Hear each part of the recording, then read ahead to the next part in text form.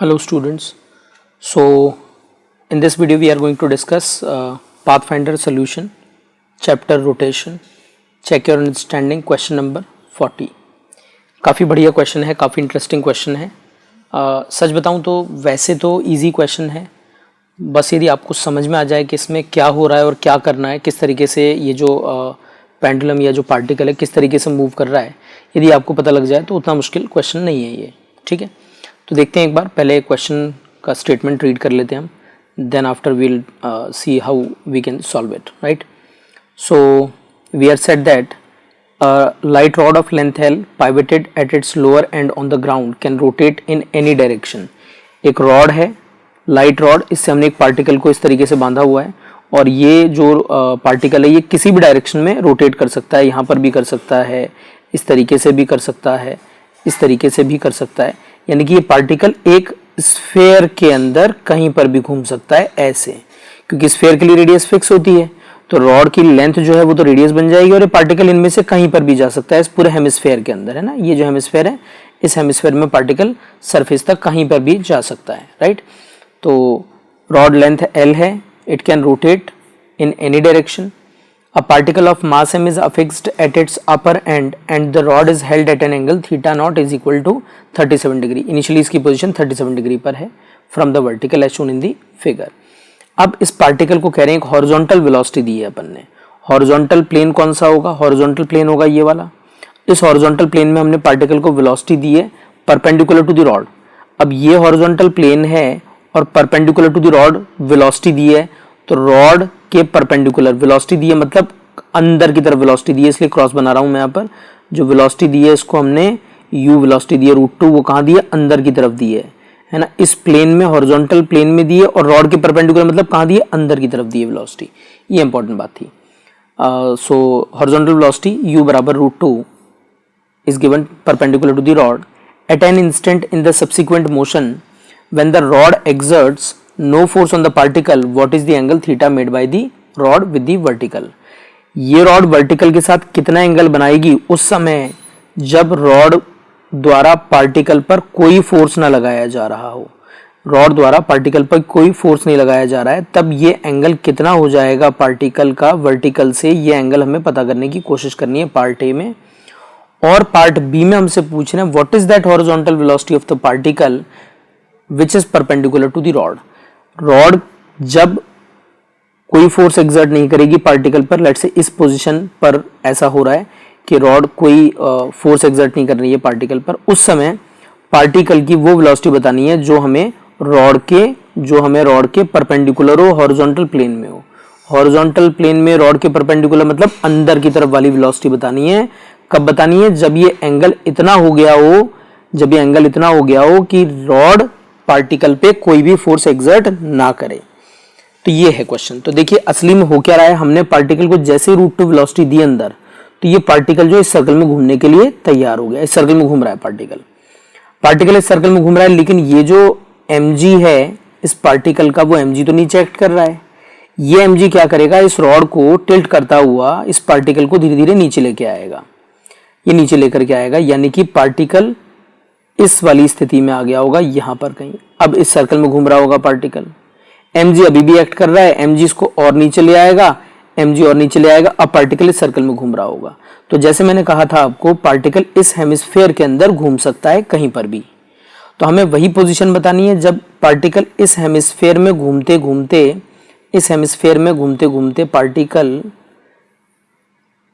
पर रॉड कोई force exert ना करे, यानी कि रॉड के अंदर टेंशन 0 हो जाए. यानी कि ऐसा कब होगा? जब पार्टिकल को जो आवश्यक सेंट्रीपिटल फोर्स है वो mg के ही एक कंपोनेंट द्वारा मिल जाए अपने आप ही, तो पार्टिकल को मतलब रॉड को कोई टेंशन फोर्स लगाने की जरूरत नहीं पड़ेगी. तो मैंने कुछ फिगर्स बनाए, देखिएगा. जैसा मैं कह रहा हूं कि पार्टिकल इस सर्कल में घूम रहा है, इस हेमिस्फेयर में घूमने वाला है, इस तरीके से पार्टिकल सर्कुलर मोशन कर रहा है, और क्योंकि mg नीचे एक्ट कर रहा है तो वो इस पार्टिकल को नीचे लेके आता जाएगा. और क्योंकि रॉड रिजिड है तो घूमना इसको इस हेमिस्फेयर की सरफेस पे ही, हमेशा हेमिस्फेयर के सरफेस को टच करते हुए घूमना पड़ेगा हमेशा. तो ये सर्कल अपने आप ही नीचे उतरते बड़ा होने लग जाएगा, इसकी रेडियस बड़ी होने लग जाएगी. यहाँ पर ऐसी हो जाएगी रेडियस इसकी, और लास्ट में एकदम ऐसी बड़े वाले सर्कल में इस डायमीट्रिक प्लेन के अंदर या इक्वेटोरियल प्लेन के अंदर ही घूम रहा होगा। ठीक है, तो यहाँ पर जब हमने पार्टिकल को वेलोसिटी दी है तो मैंने बताया आपको √2 मीटर पर सेकंड दी है। पार्टिकल जब नीचे उतरते उतरते यहाँ पर आ गया किसी थीटा एंगुलर पोजीशन पर जहाँ पर रॉड कोई फोर्स नहीं लगा रही है, रॉड में टेंशन 0 है, तब अंदर की तरफ वाली हॉरिजॉन्टल प्लेन में जो अंदर की तरफ वेलोसिटी है, एक तो वो हमसे पूछी हुई है, इसको VH नाम दे देते हैं। अंदर की तरफ जो वेलोसिटी है वो पूछा हुआ है और ये एंगल हमसे पूछा है कि किस एंगल पर ऐसा होगा कि रॉड में टेंशन 0 हो जाएगी। तो जब ये पार्टिकल इस एंगुलर पोजीशन पे आएगा तब इस पार्टिकल के पास दो वेलोसिटी होंगी। एक तो mg इसको नीचे खींच करके ला रहा है बड़े सर्कल में, तो वो वेलोसिटी जो इसको नीचे उतार के ला रही है वो वेलोसिटी v डैश है। धीरे धीरे सर्कल बड़ा होता जा रहा है ना, ऐसे उतरता जा रहा है पार्टिकल, इस स्फीयर के अलॉन्ग उतरता जा रहा है, तो ये वाली वेलोसिटी हमने बोल दी v डैश।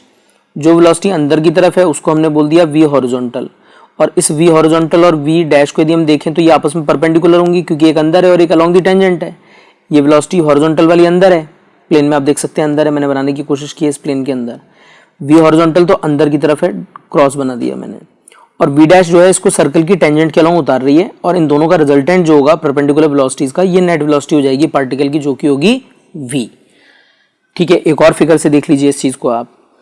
असली में इस तरीके का मूवमेंट हो रहा है इस हेमिस्फेयर पर, ये जो हेमिस्फेयर है ऊपर वाला पार्ट, इस हेमिस्फेयर पे पार्टिकल मूव कर रहा है। यहां से पार्टिकल ने मूव करना स्टार्ट किया है, यहां से पार्टिकल मूव कर रहा था, पहले इस सर्कल में मूव कर रहा था, ये जो सर्कल दिख रहा है ना आपको, ये वाले सर्कल में मूव कर रहा था पार्टिकल, इस वाले सर्कल में। धीरे धीरे इसका सर्कल नीचे उतरता जा रहा है, यानी कि पार्टिकल नीचे उतरता जा रहा है, सर्कल बड़ा होता जा रहा है, बड़ा होता जा रहा है।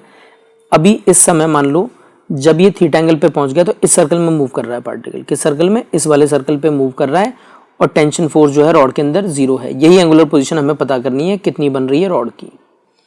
तो हमने कहा इस वक्त वेलोसिटी जो है पार्टिकल की यहाँ पर देखें तो एक तो हॉरिजॉन्टल कंपोनेंट जो कि इनटू दी कॉपी होने वाला है, एक इसको नीचे उतारने वाला कंपोनेंट जो कि v डैश होगा। इस v डैश और vh का रिजल्टेंट हमने बोल दिया v, तो पार्टिकल की नेट वेलोसिटी यहाँ पर है v और पार्टिकल का एंगल कितना बन रहा है, थीटा बन रहा है।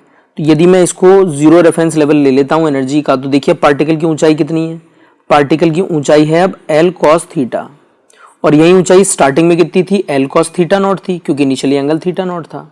तो यदि मैं एनर्जी कंजर्वेशन लगा देता हूँ, थीटा नॉट वाली पोजीशन और थीटा वाली पोजीशन में, तो इनिशियली काइनेटिक एनर्जी थी हाफ mv², u दिया था √2, mgl cos थीटा नॉट ये इनिशियली पोटेंशियल एनर्जी थी, ग्राउंड लेवल ये माना है मैंने, 0 रेफरेंस लेवल ये माना है। तो ये इनिशियली टोटल मैकेनिकल एनर्जी हो गई, और ये इस थीटा एंगुलर पोजीशन पर जब इसकी वेलोसिटी हम बोल रहे हैं v है, टोटल है ना, टोटल वेलोसिटी इसकी v है, तब इसकी ये काइनेटिक एनर्जी और ये इसकी पोटेंशियल एनर्जी हो गई। इसको हमने थोड़ा सा सिंप्लीफाई किया तो v की वैल्यू मिल गई।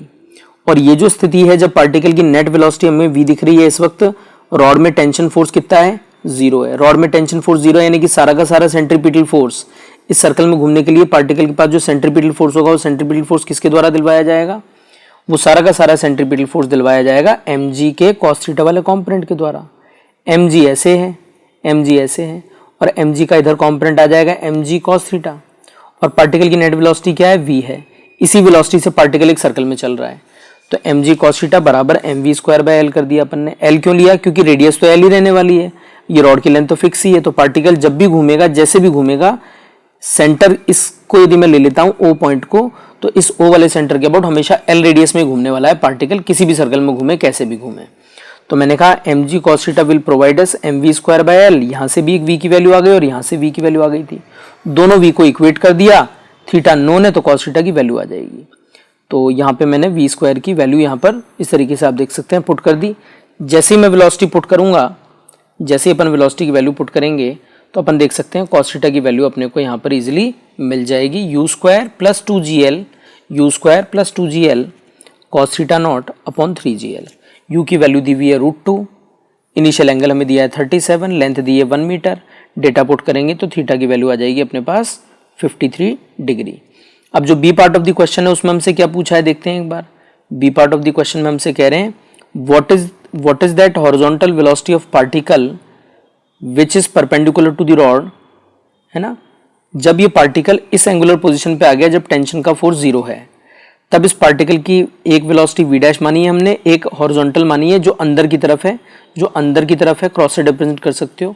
तो हमसे हॉरिजॉन्टल कंपोनेंट ऑफ वेलोसिटी पूछ रहे हैं अब की बार। तो हॉरिजॉन्टल कंपोनेंट ऑफ वेलोसिटी यदि हमें पता करना है तो हम क्या करने वाले हैं देखिएगा आप, हम लगाने वाले हैं angular momentum conservation. B part की बात कर रहे हैं। देखिएगा इस बी पार्ट में हम क्या कह रहे हैं, एंगुलर मोमेंटम कंजर्वेशन में मंगाएंगे जेड एक्सिस के अबाउट। जेड एक्सिस कौन सी वाली है, जेड एक्सिस हम ले रहे हैं ये वाली जेड एक्सिस है, ये एक्स एक्सिस है, और ये वाली हम कह रहे हैं वाई एक्सिस है। देखिए जब ये पार्टिकल यहाँ पर आ गया होगा तो इस पे mg का एक टॉर्क लगेगा। ये mg का टॉर्क इसको ऐसे उतार रहा है धीरे धीरे नीचे। अब ये mg के टॉर्क की डायरेक्शन आप देखिए जरा राइट हैंड थंब रूल इस्तेमाल करके। राइट हैंड थंब रूल कहता है कि क्लॉकवाइज टॉर्क दिख रहा है अपने को mg का, क्लॉकवाइज टॉर्क दिख रहा है, तो क्लॉकवाइज टॉर्क है तो राइट हैंड थंब रूल जब काम में लेंगे तो हमको टॉर्क की डायरेक्शन किस डायरेक्शन पता लगेगा, टॉर्क किस डायरेक्शन में एक्ट कर रहा है, वाई डायरेक्शन में एक्ट कर रहा है टॉर्क। तो mg का जो टॉर्क है वो कौन सी डायरेक्शन में एक्ट कर रहा है, वाई डायरेक्शन में। तो वाई डायरेक्शन में यदि टॉर्क है, यदि टॉर्क सारा का सारा ही ये x है, ये z है और ये y है, तो टॉर्क पूरा का पूरा यदि y डायरेक्शन में है तो z में टॉर्क कितना बचा, हमारे पास 0 बचा, z में टॉर्क ही नहीं है, z में mg का कोई टॉर्क नहीं है, इसलिए z एक्सिस के अबाउट में एंगुलर मोमेंटम कंजर्वेशन लगा सकता हूँ। z एक्सिस वाली डायरेक्शन में या z के अलोंग में z एक्सिस के अबाउट एंगुलर मोमेंटम कंजर्वेशन लगा सकता हूँ। तो z एक्सिस कौन सी है अपने पास, z एक्सिस ये वाली है। तो इनिशियली यदि पार्टिकल की बात करें तो वेलोसिटी √2 दी थी हमने, और ये लंबाई कितनी थी, ये थी L sin थीटा नॉट। तो इनिशियली एंगुलर मोमेंटम लिखे हम तो क्या लिखेंगे, mu L sin theta naught, ये इनिशियल एंगुलर मोमेंटम है। फाइनली जब इसकी वेलोसिटी अंदर की तरफ VH हो गई है यहाँ पर, है ना, कब की बात कर रहे हैं, जब रॉड में टेंशन फोर्स 0 हो गया है, तब क्या हो जाएगी velocity angular momentum mvh L sin theta. तो ये दोनों एंगुलर मोमेंटम बराबर कर सकते हैं अपन, क्योंकि z एक्सिस के अबाउट में एंगुलर मोमेंटम ले रहा हूँ, z एक्सिस के अबाउट एंगुलर मोमेंटम ले रहा हूँ, z एक्सिस के अबाउट कोई टॉर्क नहीं है, इसलिए z के अबाउट एंगुलर मोमेंटम कांस्टेंट होगा। तो वही मैंने लिख दिया है यहाँ पर, mu L sin theta mvh L sin theta, ये थीटा नॉट था और ये अब एंगल थीटा हो गया है। थीटा की वैल्यू हमें मिल चुकी है, अभी हमने ऑब्टेन की ऊपर 53 डिग्री। जैसे यहाँ पर हम 53 डिग्री पुट करेंगे, ये u की वैल्यू हमें पता है √2 है, थीटा नॉट हमें दिया था क्वेश्चन में इनिशियली 37 डिग्री, तो VH की वैल्यू आ जाएगी, VH की वैल्यू आ जाएगी u sin theta naught upon sine theta. Theta naught और थीटा की वैल्यू पुट करेंगे, u √2 दिया हुआ है, जब ये डेटा पुट करेंगे तो 3/2 √2 मीटर पर सेकेंड हमें ये हॉरिजॉन्टल वेलोसिटी पता लग जाएगी पार्टिकल की। तो स्टूडेंट्स क्वेश्चन वैसे उतना मुश्किल नहीं था, मैथमेटिकली भी कोई खास कैलकुलेशन नहीं थी, बट पॉइंट यही था कि हम ये समझ जाएं कि पार्टिकल का मूवमेंट कैसे हो रहा है। तो पार्टिकल मूव कैसे कर रहा है, असली में पार्टिकल इस तरीके से सर्कुलर ट्रैक्स में मूव कर रहा है, इस तरीके से सर्कुलर ट्रैक में मूव कर रहा है पार्टिकल, और ये सर्कल नीचे उतरते चले जा रहे हैं। क्यों उतरते चले जा रहे हैं, क्योंकि mg इसको लगातार नीचे की तरफ उतारता जा रहा है, जिससे सर्कल की रेडियस बढ़ती चली जा रही है, राइट। सो आई थिंक आपको ये सोल्यूशन काफ़ी ठीक लगा होगा। And if you are really liking our videos, if you do like our, I mean, if you are liking our videos, if you are liking our content, then do share our videos and do subscribe to our channel. Thank you.